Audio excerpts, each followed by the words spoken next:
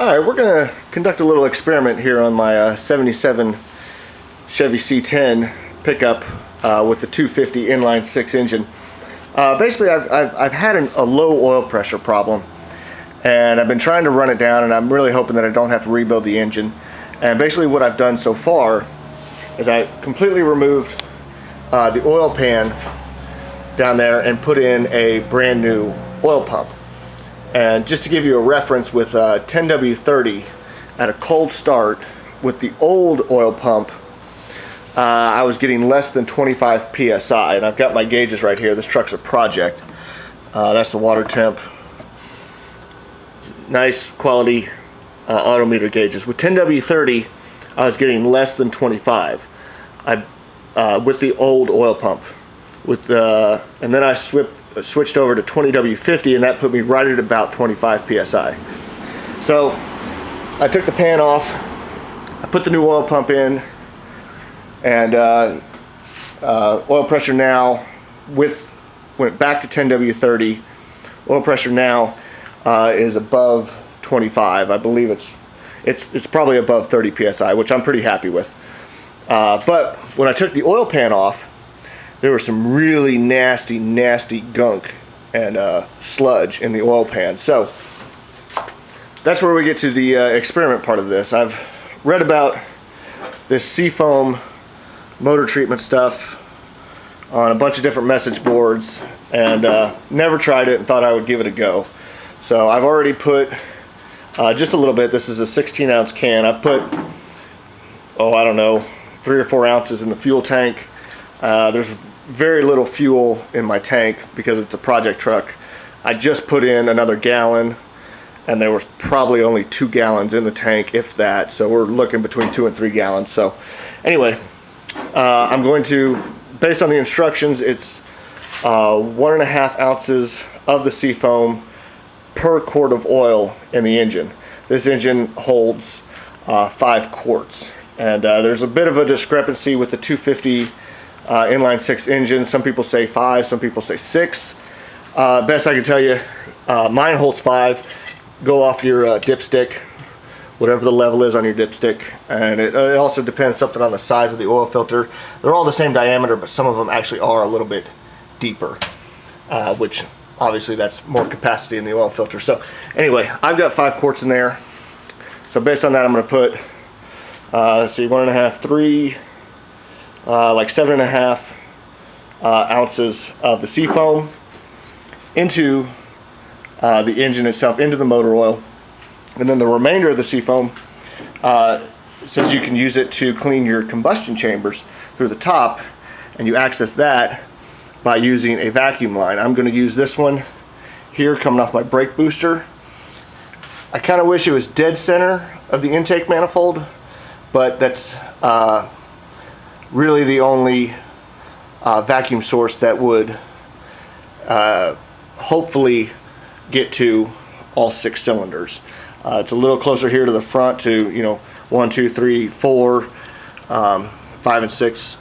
We'll just have to, it's the best one we got. So we'll put a little bit of Seafoam down that vacuum line and see if this makes an improvement. So I'm going to go start it up. Has a bit of a rough idle, and I'll show you how it runs now, and then we'll shoot some video after I've done the Seafoam treatment, and just see if we get any improvement in the oil pressure and the idle and the general operation of the engine. So let me plug in my gauges, and we'll fire this up. Got my gauges plugged in, and before I get any hate comments, yes, I know this wiring looks like crap, but I haven't gotten around to fitting all my gauges just yet. So the wiring harness will be cut, and it will look neat and nice when I do get around to finishing the gauges. But I got my 2 gauges plugged in, water temp and oil pressure, and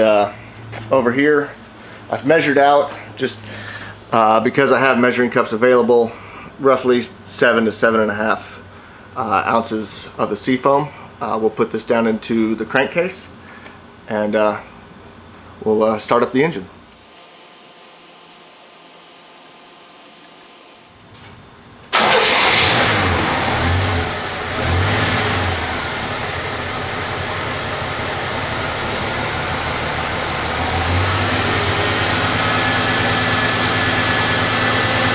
I got the vacuum line removed from the brake booster, and I've just kind of got it wedged in here amongst my brake lines. The instructions do say that you need to run the engine at a slightly higher RPM than idle, so roughly 1,000 to 1,500 RPM. Now on a fuel injected engine this could be difficult and you would need another person. On a carbureted engine you could just crank up the idle speed screw, but on my little one barrel Rochester it's really difficult to get to. I have to get to it coming from the other way, so that's why I've got the vacuum line kind of perched there, so I can slowly put the Seafoam in there, and then I can reach down here to this little bell crank here on the throttle and manually hold the throttle open myself, just making it a one-man job. So the engine is going to run kind of funny because your air fuel ratio is now screwed up because you've got an open vacuum line, but let's see if this works. Alright, I've got a 3/8 inch bolt pressed into the vacuum line just to make it easier to start, because it's going to be difficult to start with the air fuel ratio screwed up as it is. If you're going to do something like this, make sure it's large enough that it's not going to get sucked into the engine. So that's why I'm using this big old 3/8 inch bolt.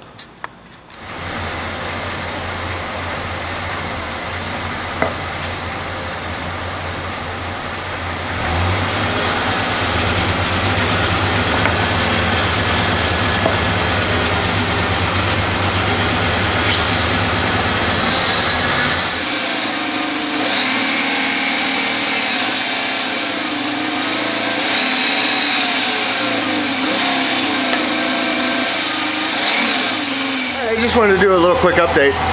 It's been 1 week since I did the Seafoam treatment on this engine, putting it into the engine oil. I put a little bit into the gas tank, and then I ran a little bit through this vacuum line coming off the brake booster into the intake manifold.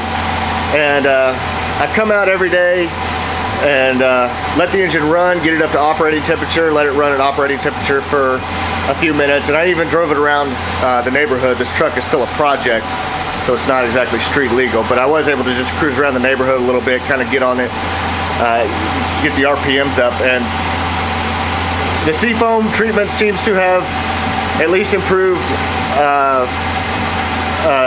the idle quality, the throttle response. Another problem I was having was low oil pressure. I was thinking that there may be some blocked oil passages or some slightly blocked oil passages.